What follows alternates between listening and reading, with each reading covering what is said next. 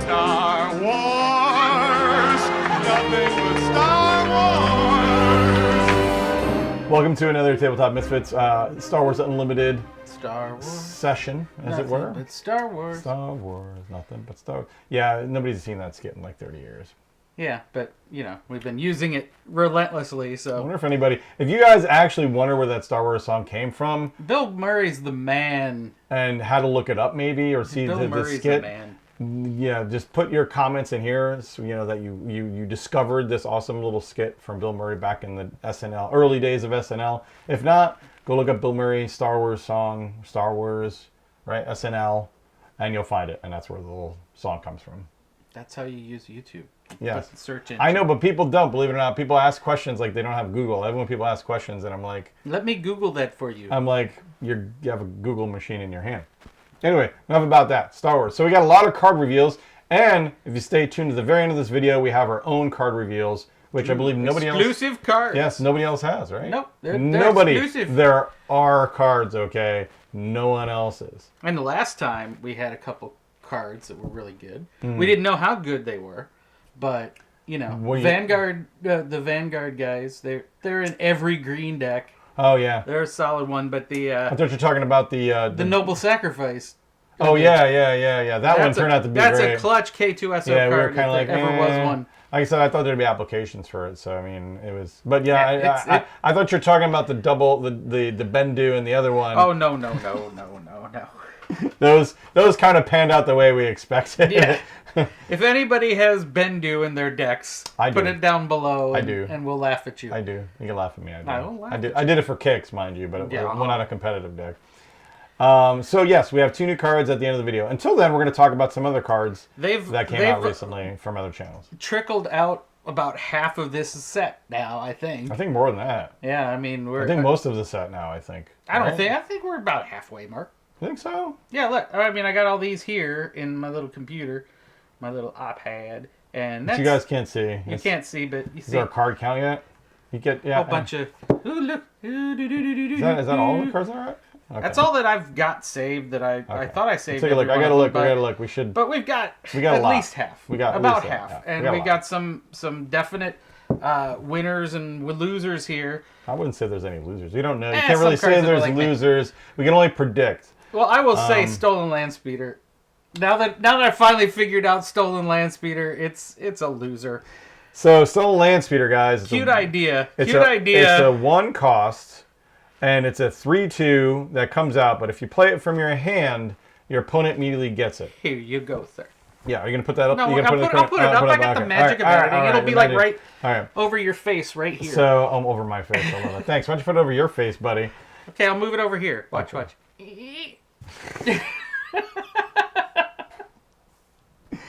Oh, we're already going off the rails. Yes. So anyway, so it's a 3/2 that comes out for 1, but when you play it from your hand, your opponent gets control of it. And the bounty on it is, if you kill it, you basically get it back. So you own the card. This is terms that go to people who play Magic. But if you own the card, because you own the card, when it dies, it goes back to your discard pile because you own the card. So then you get to play it free from your discard pile, and it gets a +1/+1 token, an experience token. So it becomes a 4/3 for free as long as you can get it killed. Now, of course, they take control of it, so it's tapped immediately. So you can kind of kill it pretty quick. Yeah, you got one round before it can attack you. Yes. Although it's still a 3/2 that someone's getting, and you have to waste a unit to nuke it to get a 4/3. It just seems like a long road to get a 4/3 unit on your side. Yes. For 1. Yes. It seems like a lot. It seems I think this will see play. I was talking about this because I had to double check my definition of bounty. However, if you play it from the top of your deck, like with Ezra, which is funny because Ezra is a thief, right?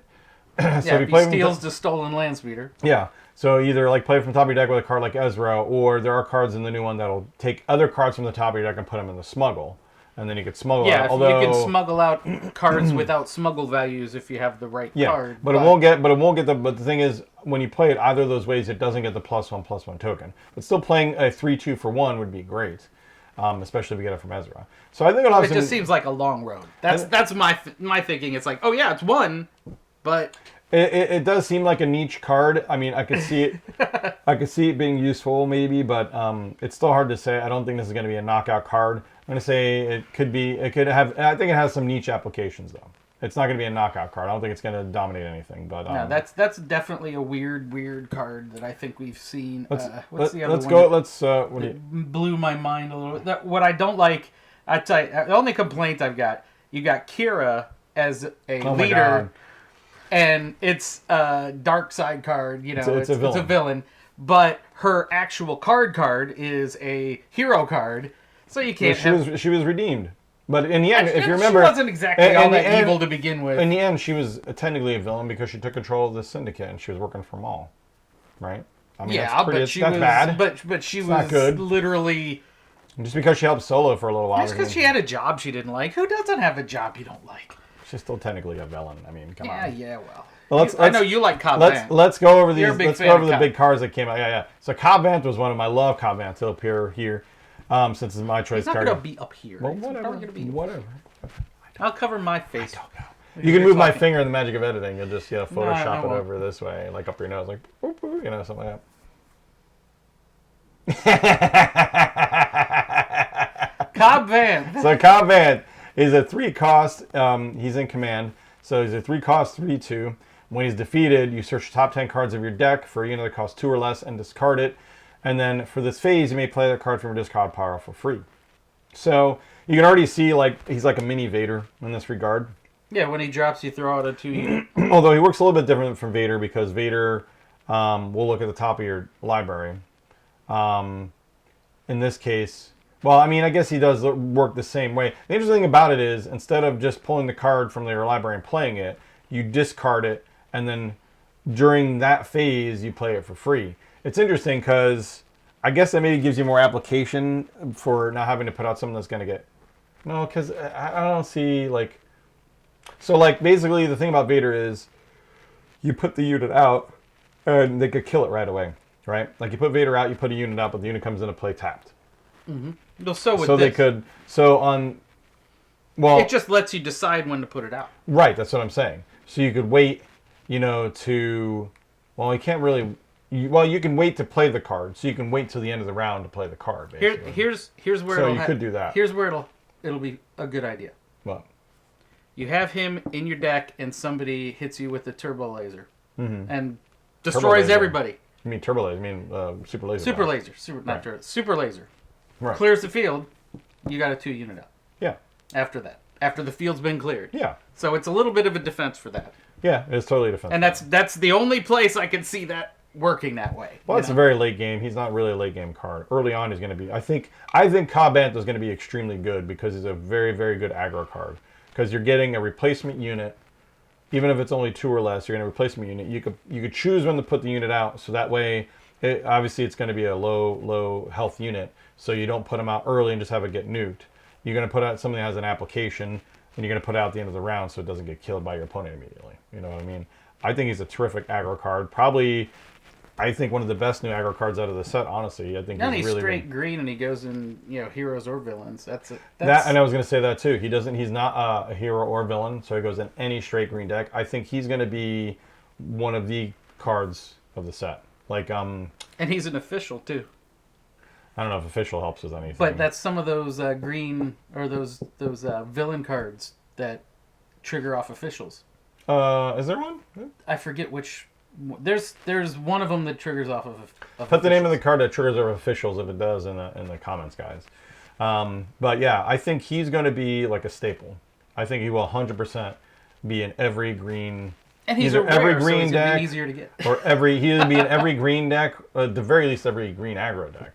But there's no way. I can't see why you wouldn't put him in every green deck. Period. Yeah, I mean, a sentence. A 3 where you're getting 5 value out of it, and you get to kind of possibly choose your 2 cost. I think he's a solid win overall. Great card. One of the top low cost cards I think in this. And one of my favorite characters, so that's good. Yeah. So, I like when my favorite characters have good cards. I like Cobb Vanth. He's not bad. I think they could have done more with him, but so what else? What else were we going to talk about? We got some leaders. I want to go over some leaders. Let's go Cad Bane. Yeah, Cad Bane. He taught a lot of the most recent news ones these cards that have been released. We didn't really know that Underworld was going to be heavy in this deck. And I knew. The stuff that came out I knew. Wasn't Underworld. You knew, yeah. I knew. Mr. Captain Hindsight. No, Xander whispered in my ear and told me Oh yeah, what else did he tell you? everything.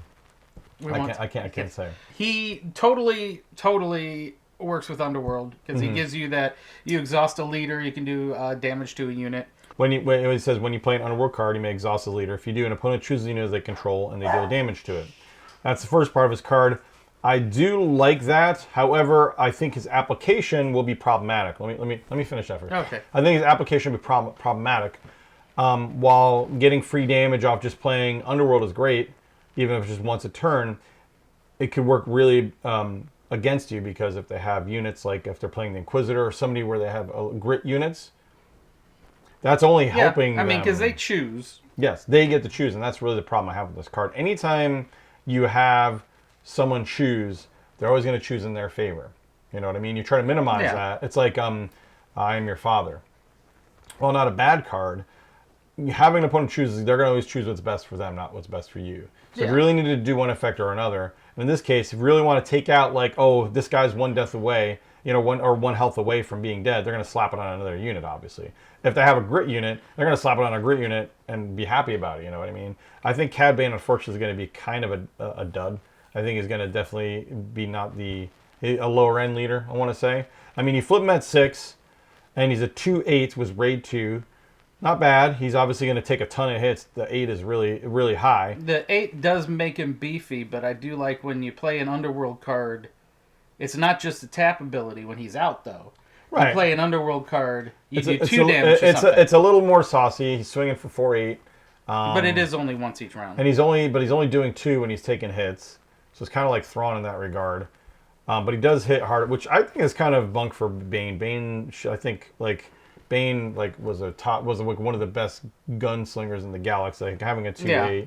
I mean, I get he's more dangerous when he draws, but I mean, I kind of get what they're going for, but I still think that's undervaluing him. I get what they were going for with this. I think he's going to end up being a dud. I think he's not going to be great. He's okay, but I think he's going to be a lower end leader. Even though he does, he's no damage, IG, but he's no IG. No, he's no IG. There's nobody that's no IG. I think my prediction on him is going to be very low. We should just we'll say they could be a great card, middle card, or low. I think he's going to be low. Depends on the cards that come out. There might be some magic. There's so many better leaders that we've seen so far. Like Gar Saxon, I would say. Oh yeah, Gar Saxon, and he fits with the Mando theme of upgrades, which is going to be there's a whole sub theme of upgrading, obviously in this. Yeah, and we're going to try to figure out, when this plays out, if that's going to end up being a thing. I know this set they're trying to make upgrades a thing. Everybody pretty much rejected upgrades in the first set, except for maybe 2. Well, the problem is, and with upgrades tempo. Is it's not just tempo, but you dump upgrades on a unit, and there's so few units that stay out. And then go back to your hand. Yeah. Or I kill the unit, and you lose 4 cards worth of upgrades. Yeah, I make him a 15/15 if you can't swing with them, and I, do just any kind of removal on him. Mm-hmm. Call it a day, and blue has so much removal. So that's why upgrades didn't really pan out. I think with the Mandos it'll be better because all the Mandos will benefit. I think all the Mandos. See, each friendly... in the case of Gar Saxon... Every Mando benefits from having upgrades. Yes, and that's a static effect. So I think he's going to be really, really good, especially for Mandos. And that includes experience tokens, too. Yes. And shields. Yes. So they're all going to get a +1 no matter what. And so he's going to be great for aggro because all your Mando units are going to have that bonus. Everybody gets +1. Yeah, and you're just going to dump them all. So instead of going high, as you say, going tall in Magic, you're going to go wide, but all your wide is going to get buffed, too. I think he's going to be a really, really... I'm thinking he's going to be the key to a He's going to be really. He's really going to be. There's nobody else is going to be. I'm predicting the curve on him is high. I think he's going to be really, really good. Think he's going to hit meta? I don't know. Maybe because he's blue. We got to see more Mandos. So he's going to have enough removal for sure. And his other side is not bad either. He comes out at 6. The only thing that holds him back is he comes out in 6. But I do like he's a 4/7, which is beefy. Each friendly upgraded unit gets +1/+1 and gains. When defeated, you may return an upgrade that was attached to this unit to its owner's hand. That's pretty good. Right, so when he's out, every one of those things that die, your hand gets a bunch of upgrades. I mean, he doesn't come out till 6, but his static ability is so good. It's just so good. I mean, getting a +1/+0 just for any upgrades, and most of those upgrades cost like 1. You can make it an upgrade heavy deck, and with all the new upgrades coming out, you're going to have a ton of upgrades. I think he's going to be high. I think he's going to be very good. I think he's going to be up there. And bounties are considered upgrades. Yeah. If you put a bounty on it. There's so many different ways to work with it. I mean, yeah, no, I think he's going to be great. All right, let's talk about the big one. Oh, these are what I call the Chicken Little cards, because the first one that came out, everybody was like, "The game is dead! Oh my god!" Ah! I don't think it was that bad. Oh, there was a lot. You don't follow the Facebook group as much as I do. I follow Reddit, and, I'm out. I'm selling my cards. This game's over. I don't think it's that bad. So it's Rivals Fall. You pay 6, you defeat a unit. It's very straightforward. Yeah. You're paying one more. It couldn't be. It really couldn't be any more straightforward. There's 3 words. You're basically paying defeat a unit. You're paying one more to get rid of a leader. Now, I could see people's problem with this only because a lot of leaders come out at 6. So it's like I could see it being, okay, I put my leader out, okay, Rivals Fall, have a nice day. However, you are still paying 6 to get rid of that leader. Where the problem comes in is, and I could see why, it will shut down some decks that really rely heavily on their leader to finish out a game. So like Vader, this might put an end to Vader and being competitive, because what's the whole thing with Vader? You're doing some shenanigans, controlling the board until Vader gets out, and then Vader just wrecks shop, right? Vader just destroys everybody, call it a damn day. But it would suck to flip Vader, and it's like, have a nice day at 6. Because you're going to have, by the time Vader gets out, you're going to have, the other person's going to have 6 resources anyway. Well, so it they're going to depends hold on on to that card. how much ramping you do with the Vader. You know, if you're doing I mean, turbo laser techs and stuff of that nature. Even so, it's going to be in the same. It's going to be in the same areas I'm having. So I mean, I would, if I got this card Druid early on, I would just hold on to it to get rid of a leader if I was playing against like a Vader or somebody or Emperor. All right, have a nice day. So that is I could kind of see how that's problematic, because it does shut down those high tier, high cost leaders that basically bank on removing everything until they come out and then they wreck house. So a lot of control decks are going to have, not Iden, but a lot of the other control decks will have a big problem with that. And some of the high, like I said, Vader is going to have a bad day when he gets a Rivals Fall. And you were going to win the game, and it's like, oh, Vader's and the Saber's gone.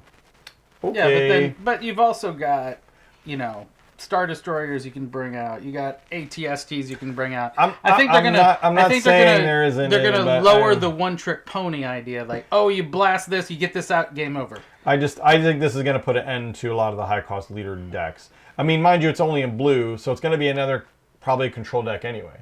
But I could see Gar Saxon being an aggro deck and then having this in there to handle any big league threats that come out easily. Having 3 of them in there. It is a really good card. Largely, though, it's going to be used to end basically any kind of high-cost leader decks that rely on their leader heavily to come out and kind of clean house and wreck shop and close the game out. And it's going to be like, yo, done. Yeah, but to be fair, too, the first round, if you play it right, you got them playing a couple cards before you dropped your leader out. So you're not going to lead with dropping your leader out. Well, no, but they're gonna wait for it though. They're gonna wait for it, I mean, I guess you can kind of bait them to pass a lot, but like, if they're not getting their leader out, like if you're passing and they pass and they don't get the leader out, they're just taking hits. You know what I mean? Like I said, I think it's that's gonna make people more cautious. I think this will be a probably an auto include. At least 1 or 2 of them in decks that will... Every blue deck. At the very least... It's going to be sideboarded in it will be sideboarded. It will be sideboarded. You'll see it sideboarded in every blue deck, and then once they play a Vader or an Emperor, they're just going to slowly just... Yeah, once you see who you're playing and what you're playing, you're going to be like, okay, 3 Rivals Fall is going in this deck. And that's going to be it. And that's going to ruin that kind of meta for them, I think, in a large way. Let's talk about the next one. Yeah, I like this one a lot. This was the next... Oh, my God, we're over the first card now. Yeah, Crate Dragon. Crate Dragon. Yeah. 9 costs. Yeah. 9. Yeah. I've never had a red deck get 9 resources. No, it's cool. It's not a Star Destroyer for sure, but it's a 10/10. It's got Overwhelm, which is great. And then when an opponent plays a card, and here's really the catch, you may deal damage equal to that card's cost to their base or a ground unit they control. That's going to close out games almost. This is definitely the red closer if you get red closer. I mean, think about it. Like the only thing is that obviously is Avenger's gonna, you put an Avenger out. Well, I mean, if it's the only card out, they're not gonna choose it. But I mean, outside of removal. Okay, let's say outside of removal, you get this out and it stays out in any way and you don't have a way to remove it, you're screwed. You're like done. He's going to swing for 10. He's going to kill everything on the board. And then you put something out. You play a card and it's like, hey, more damage to your base. Yeah. I mean, think about it. Yeah. So at that point, especially when he comes out, that late game, they drop an Avenger. Like if you put them out and they drop an Avenger, even if it's going to get rid of this, you're still doing how much is an Avenger damage-wise? Or how much cost-wise? Like what, 9, 10? Something like that. You're doing 10 damage to your, and they're going to pick your base. That's probably going to end the game that late in the game because you're going to kill yourself, and then they're going to swing at you they for can't 10. literally can't put out a unit other than small units, and even then you're taking damage to your base because they're going to pick a base almost every time, right? Oh yeah. Unless you just want to get rid of the unit, like I said, an Avenger drops, you might, unless it kills them or gets them extremely close, they might just kill the Avenger at that point. You know what I mean? Mm-hmm. It's gross. It is a very, very gross card. I like it a lot. Oh, I didn't even think that. So it's like, oh, I'm going to play the Avenger. Oh, yeah, well, you're going to do that much damage to your base, and no, I'm going to kill the unit. Well, because you could then deal damage equal to the card's cost. So if the cost for the Avenger... I think the Avenger's slightly higher. Oh, slightly higher in hit points? So I think it's... I got to double check myself. I have to look. We don't have all the cards. I got to double check. I don't remember the Avenger's cost. But I mean, I remember the Avenger is like I think a 9 to get out. Maybe it has 10 health or something like that. So it won't outright kill an Avenger, but it'll get it close enough where you can finish him off with a weenie. There's a lot of cards that, but again, the health value is less than the casting value. So, and to be honest, like I said, more than likely you're going to do it to someone's base because anybody's taking 9 to a base at that late in the game, it's probably done. You know what I mean? Yeah. So yeah, no, it's just this is a game ender. I'm closing out the game with the Krayt Dragon. And another thing on top of that is it's a ground unit. Yes, and it is a ground unit, yes. Because a lot of the badass stuff is a Star Destroyer. Yeah. Yeah, you're right. Yeah, it is a ground unit too. So there is that. You can't be blocking them with Star Destroyers. So, yeah, that's pretty gross. That's really gross. But it's fun. Yes. But it's 9 and it's red, and I've never seen 9 resources in my life in red. I assume it's a legendary. Yeah. That's going to be, I think, the card to get for now. I think that's early going to be the most expensive one now that we've seen. I think the Krayt Dragon is going to be up there. That's a high-end card. Because that's a game ender. Yeah. Although it's interesting in red because red is usually... Well, you could use it for like Vader control because he doesn't have a faction either. So you can use it like for Vader control or something. Or Vader aggro, I should say.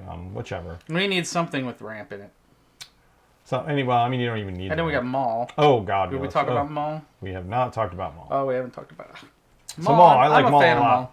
He's a 7 for 7/6. Really, really good stats. With Ambush and Overwhelm. That's really freaking gross for a 7. So we're talking Vader levels of gross.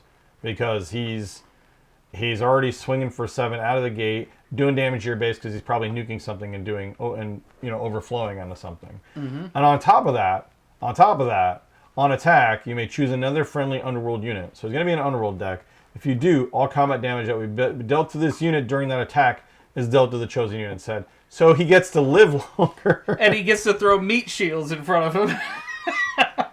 To the typical Maul thing. That's a great card. That's also going to be... And it's not even... The thing is, though, it's not even legendary. It's rare. Which shocked me. I thought that was going to be legendary. When I saw that card, I'm like, it's rare? Really Yay, I get to get 3 of them. I mean, it's not as good. I don't think he's quite as good as Vader. Mostly because Vader gets the extra units out. So you're getting more bang for your buck. And some of those units will win you the game. But he's still really, really good. He'll stay alive. The only problem is it's on attack. So obviously out of the gate, you're not doing damage to yourself, but other people can attack him. But he's still swinging for 7. It's gross. And Overwhelm is obscene. So out of the gate, you're automatically knocking a unit out. He's not probably going to take anything. And he's got ambush, so he could decide, you've got a unit out there with 1 health? Yeah. I'm going to hit that and put the other 6 in your base. Appropriately, though, he could swing at Vader. I think the Vader has 7 health, I want to say. The Green Vader, about 7. I think so he could swing and take out, he's either 7 or 8, but he could swing and take out Vader, Vader. And then some chump gets Vader's damage or most of Vader's damage. You get that smuggler who's got a shield on him out there.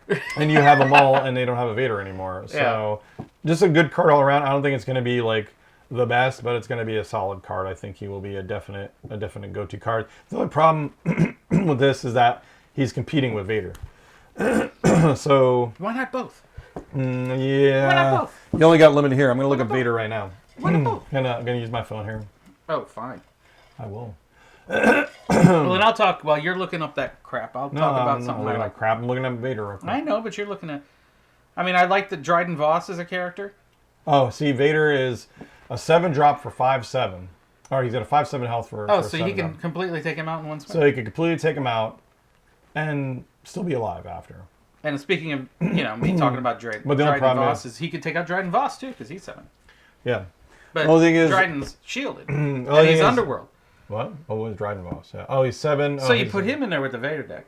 He's 7. Oh, he's shielded. No, he's he can't get shielded. taken out. And then you choose a capture card guarded by a unit you control. You may play it for free under your control. Wow, that's good. I mean, we're not gonna know how well captured comes into play. Yeah, wait. Bounties are still something. We're going to be testing bounties. We're going to be testing, But playing a free card that got exiled by one of your units is not bad. And he's got beefy stats. 5/7 is fine. Yeah, I like him for a yellow. But I think one of my he'll favorite be cards okay. is because I love Bill Burr as a comedian too. But the Miggs Mayfield card, I mean, that's a winner. Is the worst art ever though. The art doesn't look like him. I hope awful. they do an alt-art. Everybody's complaining about it already, so we're just. It's singing like, to the could you choir. get his head shaped like a head? Yeah, but- I know, right? But I love when a player discards a card from their hand, you deal 2 damage to a unit or a base, Yeah, and that's like that's right really there. good. Yeah, Because there's a lot of good cards that are going in the you're discarding, or Yeah. I mean, he's solid. I think he's going to be great. The only problem is that and it's when a player discards a card. yeah, Doesn't matter which one, you may deal 2 damage to a unit or a base. yeah. So you're choosing where the damage goes. Doesn't matter who discards it. Well, I think That's going to be strong in I think- in a 4-player. I think it'll be a medium kind of middle grown card because you have to build around him. He's not going to go in every red deck. He's just a 2/2 for 2. His ability won't trigger unless you either are discarding yourself or the other person. But we're not sure. I'm not sure how much factor is there going to be discarding in this. Although there is one guy who does discard, I will say. Why don't we talk about him next? Who's that? Oh, we were just talking about him, buddy. He's the whiniest wine boy in the galaxy. The whiniest wine boy in the galaxy? Yeah, Oh, you. cries every minute. I know Boo-hoo. you don't like Ben Solo. He's such a whiner. Where is he? He's Here right he is. there. Kylo Ren, the leader. Yeah, sure. Such a leader. Anyway, wine boy. He's rash and deadly. He should get some topical cream. Yeah, Get probably. rid of that rash. Yeah. How many rash jokes can we make? Oh, that was one. Yeah, there was one. Yeah. I think you're being rash. Let's stop at one. Quit being rash. So, quit being rash. So Kylo Ren is it's an interesting card. He's, I guess, competing for Sabine on the villain side, but his action, you tap him, discard a card from your hand, and give a unit +2, +0 for this phase. In a vacuum, that sounds really good. You're giving a +2 for a unit and discarding a card. Now, in the case of having Bill Burr, or whatever his name is, because I only just call him Bill Burr. Miggs Mayfield. Thank you, yes. You're going to do 2 damage, obviously, off of that. So he is going to be like an auto-include in a Kylo Ren deck, obviously. It was made for a Kylo Ren deck.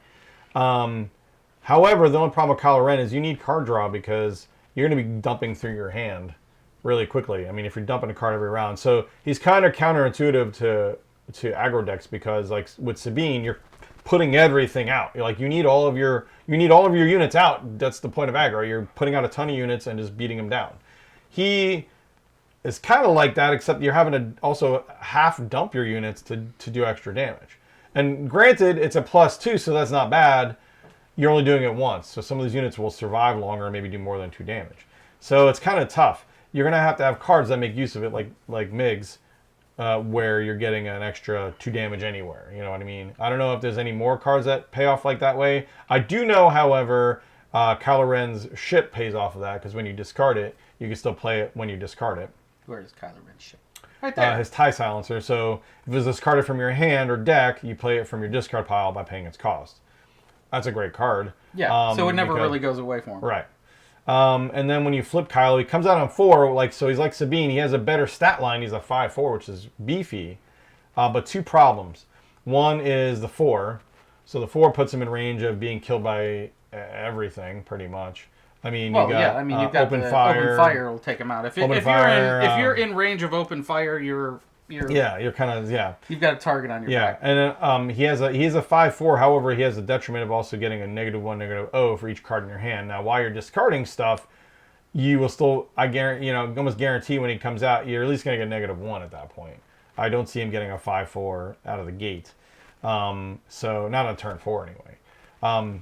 It just depends, but he's always going to struggle with having a negative. You might have. value. I mean, you're going to have other units out there just because you're going to want the buff from him from other units before. Yeah. So you're probably going to be rolling at about this time with 2 cards in your hand. Yeah. Well, you start out with 2. So you use those 2, and then you bring them out. Yeah, but you're not going to be putting out a bunch of stuff on round 1 with 2. Maybe you're lucky you put out a card. You'll have 4. Well, you start with 4 cards. Remember, you start with 4. Well, normally, when I finally got Sabine out, I'm drawing 2 cards a hand, and then keeping both. For when I'm playing Sabine. Yeah. Because at that point, I've emptied all my cards. I've got everything on the table because it's all low cost. So. Well, maybe we'll see. Again, I don't know. It's tough. This is a wild card. It's going to be one of those to be figured out later. Because we've got to see much more. What else is in the set? What pays off for discarding? Added into whatever discard stuff you had from the prior set, which wasn't really a whole lot. There's a few things. There's a few things. Howl's not a force unit, so he doesn't get vigilance. He's going to be red. I don't think there's a ton of discard in red. He's going to be he's going to be one of those build-arounds. Really, his biggest detriment, I think, will be not just the card pool, like your hand size, but that 4 health is a big if. Is it Sabine's health 4 though too as well? I think so. Yeah. Yeah. The only with Sabine though is that she does come out early and can get nuked, but however, just Sabine's static ability is so good. It's what really makes her. It's really wins the race. Extra damage. It's that extra damage she's doing every turn. Now, granted, his is extra damage too, so yeah, we'll see. Coming out at 5. We'll see. He could be five damage dealing for a card that comes out at 4 is good. I will say, put a pin in him. He's either gonna. He's either going to be amazing. We got to see more cards. He's either going to be amazing. He's either going to be freaking amazing. They have been, or he's going to be trash. It's going to be one or the other, I think. Somebody's going to take it upon themselves to make this a meta buster character and jump in and see. Maybe it'll work for a tourney, and then everybody will go, "Oh my God, it's the new meta," and then it won't win another tourney. We'll see. That's my thinking. Because Ray's kind of in the same thing to me. I mean, she's giving experience units out. Yeah, she's only giving experience. But she's giving him 2 or less power. I think Ray's kind of a dud. I think that's the problem. With 2 or less power. Well, we've seen is where that bites it. We've seen. Well, the thing about Ray the thing is we see like Tarkin and who gives the token to rebel units. Does somebody gives tokens to rebel units? Well, you give there's Tarkin, an X-wing that gives experience tokens to rebel units. Well, you know how Tarkin, but it doesn't have a. I guess there isn't a rebel. I guess maybe Sabine is the only one. But you know how Tarkin gives a +1 to, what is it, troopers? To troopers, yeah. Yeah. So, but he's giving it every turn no matter what, because your deck is all 2 troopers. Yeah. But I mean, your whole deck's going to be troopers. It's not hard to build a trooper deck. So you can build a perfect deck around that. Yeah. Every turn, you're going to give a +1 to unit. And what have we seen Tarkin win? I haven't seen Tarkin win at all. I mean, in draft and even... Draft it can work if you get the right. Draft is tough, but in sealed can work. Yeah, it just depends. Well, actually, he works better in draft than sealed. He works very well. Yeah, because you can pull specific troopers to work with. Sealed is not so great. But in either case, tournament wise, there's no 3-card limit in drafts. Tournament wise, he's one jackal. And is it for lack of trying? Because I haven't seen him in any tournament lists to speak of. Because he's too slow. The problem is he's only giving a +1/+1 to one thing. Unit every round. But do you think with the next set coming out with all the upgrades, if people are going all in on upgrades, that'll slow the tempo down and make somebody like him I'll play workable. Gar-Saxon and give everybody a +1/+0 just for having an upgrade rather than Tarkin. You know what I mean? I don't know. In either case, she pays 1 and she gives an experience token with 2 or less power. So the only Luke's upside, better than her. I'll go on record. Luke's better than her. The only upside, yes, totally, I think so. The only upside to her is that it doesn't have to be a specific kind of unit. It doesn't have to be a rebel. It doesn't have to be whatever. You can just dump it on whoever. But it's 2 or less power. You give it to a 2 unit and then you can't do it again. I will say her stat line's a little low. She comes out in 6. She's a 2/6, which is a little low. However, the Restore 3 is really nice. is strong. The only problem is, like, she has to attack. So I guess you're going to be attacking the base. You're going to want to keep her alive. On attack, she can give an experience tokens unit with 2 or less power. So immediately probably going to give it to herself. So she's going to swing for a 3/6 out of the gate. Because you're immediately going to dump it on her. So she's not bad. Her stat line isn't that amazing, though. But the Restore 3 is pretty nice. But she's only going to trigger it. No one's going to let her stay out for long. So she's maybe going to trigger it Yeah, you twice. got to kill her with Restore 3. You've got to kill her. Yeah, she's maybe going to swing twice. So you heal 6. I'd rather have Iden, who heals constantly. So I think she's okay, but I think she's going to be a worse version of Luke. I don't think she's going to be. Yeah, I think she's definitely a worse Luke. She's going to be. I tell you, one card I thought was cool. I like Given to Your Anger. Oh yeah, the first goad card for those that play Magic. A goad is when you force your enemy to attack. Although usually you have them attack somebody else. Now it's 1 resource. But I honestly would put this in other decks with a penalty. I think it's worth 3. I think you're overrating this card. I think you're overrating this. So what's the purpose for this? The purpose for this is trying to get rid of a low health or a unit that has more utility than damage, right? Right. Yeah. Unless you're trying to trigger with something big to attack a unit so it doesn't hit your base. Maybe that could be useful. But a lot of times you're going to have it you want to get rid of a utility unit.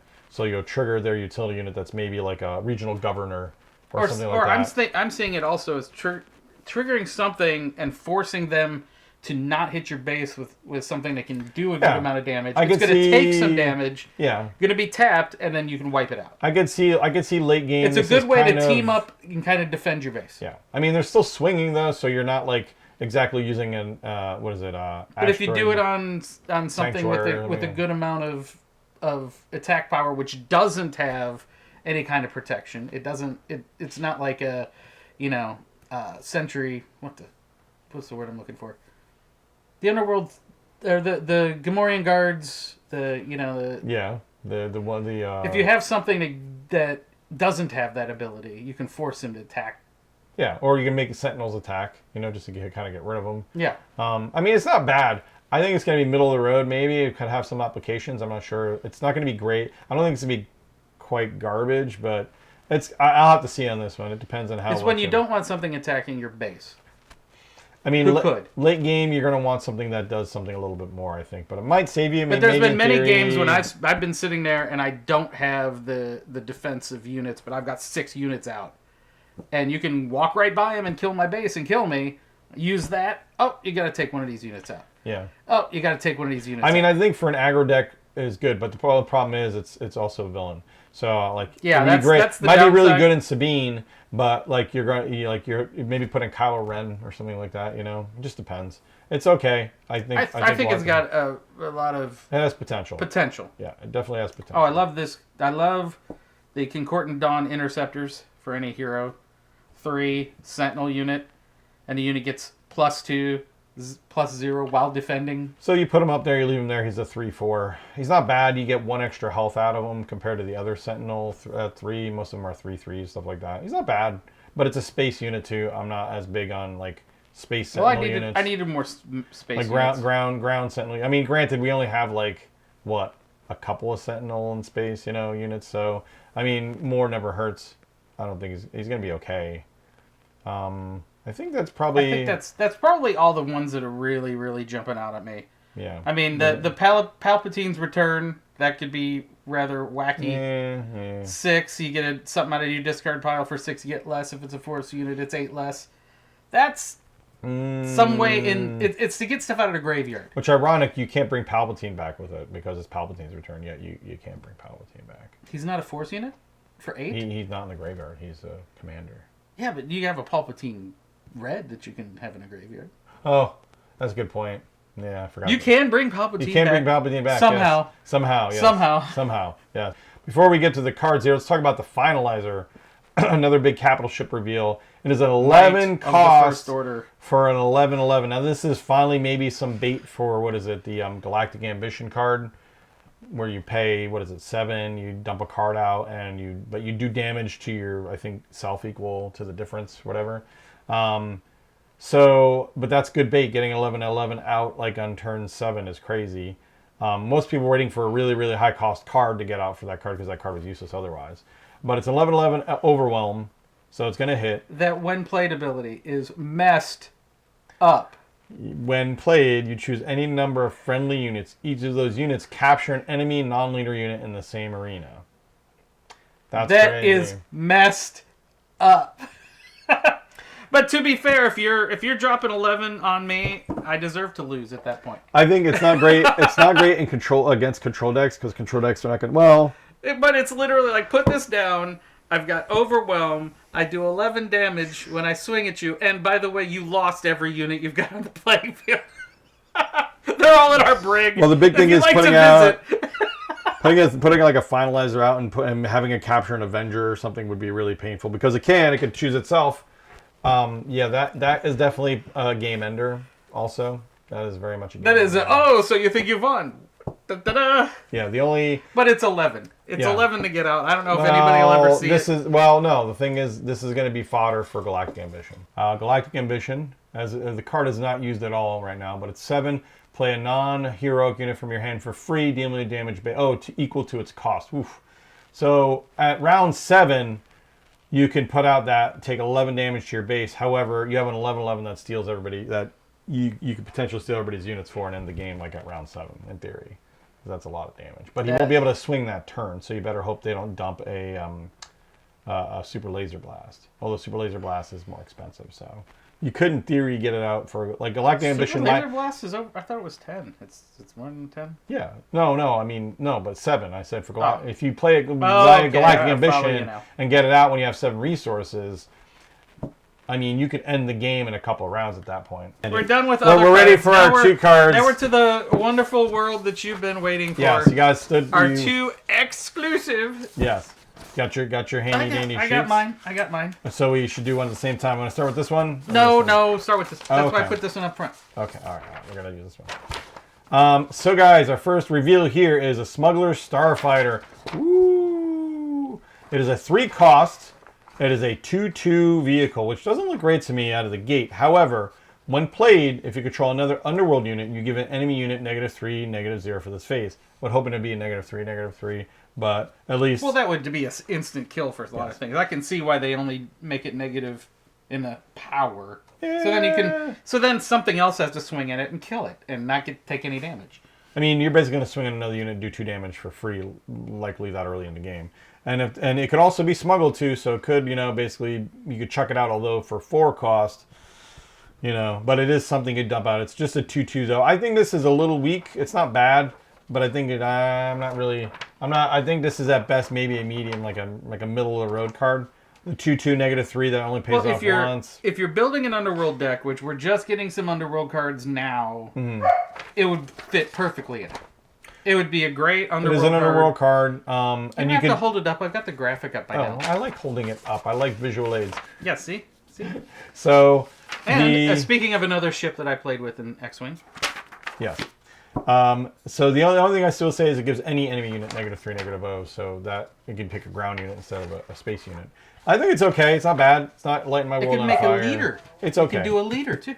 It could. It's okay. It's not great. I think it's okay. I think it's okay. It's okay. This next card. I have been waiting for my Inquisitor deck. You like gardeners? My Inquisitor deck is getting 3 of these hairy gardeners. You like gardeners? We got Warshear Tree Tender. These guys used to work on the big trees on Kashyyyk. Yes, they are. He's got a little weed whacker right there. Yeah, everybody hires him. He comes by. Pay him $30. He comes by and he trims your yard. The hard part is when he comes by at 6 a.m. with that leaf blower and just wakes you man, up. It's like everybody in the tree next door is like waking up. The leaf blower's going brrr, and he's going and it's just you can't sleep, kids. It's like, dude, just come on, man. I'm trying to sleep. Can't you come after noon when we're it's awful, yeah, especially on the weekend. Oof. He's a 3 cost, 2 for grit unit. Yeah. He is going right in my Grand Inquisitor deck. He's all three of them. This card was made for. We're getting a landscaping crew in my Grand Inquisitor deck. Because he's not even villain. I mean, I guess you'd have I don't know what the current is Inquisitor is blue, usually going with blue? Because he's red, isn't he? Yeah, blue is his alternate color. You gotta have blue in your Grand Inquisitor deck because of the the other speeder cards. bikes. I think the speeder bike. Speeder bikes, and then you've got the one that you can the upgrade you can give. He was literally made for that. Jump right in my Grand Inquisitor deck. Because doesn't a Grand Inquisitor do 2 damage or 3 damage or something like that? Yeah, he does 2 damage and then readies him. Yeah. And so he's got the 4 hit points, so he's going to stick around a couple. He's got the grit. And he's got the grit, no, he's instant. They literally made this card for Grand Inquisitor. He's going to be gross. Yeah, he's going to be very, very happy putting him in every Grand Inquisitor. Which, by the way, my prediction is Grand Inquisitor, when I play him, this deck. he will be a very difficult deck in the neck. I think he'll be in the meta. He'll crawl his way into the meta. I think he will. If just having 3 more of these grit cards here, I mean, that's huge. Yeah. Because I could have totally loved having 3 more grit cards in that deck. But no, I think he'll blow up in the meta. I think Grand Inquisitor will definitely be. And I heard a lot of similar rumblings from most everybody that he will be. Because he was a really good deck with the card pool that he has now. I think in the next meta, with these tree tenders chopping everybody down, he's going to be crazy. And especially because there's going to be, I think, in this next set, once all these upgrades come out, and upgrades are going to slow the tempo. So... yeah. The question is, will a fast swinging deck like Grand Inquisitor or Sabine without upgrades come in and take the tempo enough to make upgrades worth it? Will putting that many upgrades in your deck, if you're having a Mandalorian deck, will putting that many upgrades in your deck slow you down enough? We're going to see. We're definitely going to have to see. That's a question we will find. That's the number one question, I think, in the next set. Will upgrades really Will upgrades become a thing? Because they weren't a thing, barring basically 2 upgrades. I just want Mandos.